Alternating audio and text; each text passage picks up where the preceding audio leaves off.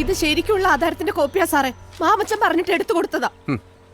ജോലി അഭിനയമായതുകൊണ്ട് ഒട്ടും കുറയ്ക്കണ്ട, തകർത്ത് അഭിനയിച്ചോ.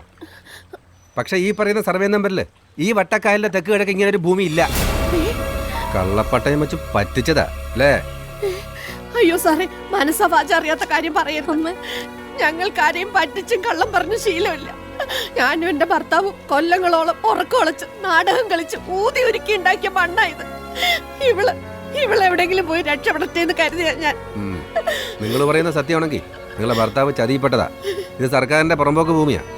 വില്ലേജ് ഓഫീസിൽ കാശ് കൊടുത്ത് ഇല്ലാത്തൊരു സർവേ നമ്പറിൽ ഉണ്ടാക്കിയ കള്ളാധാരായത്. ഇത് വെച്ച് ഈ ഭൂമി വിൽക്കാൻ പറ്റത്തില്ല.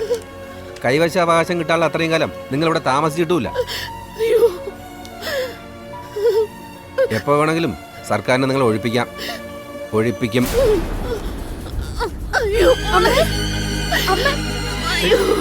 എന്താ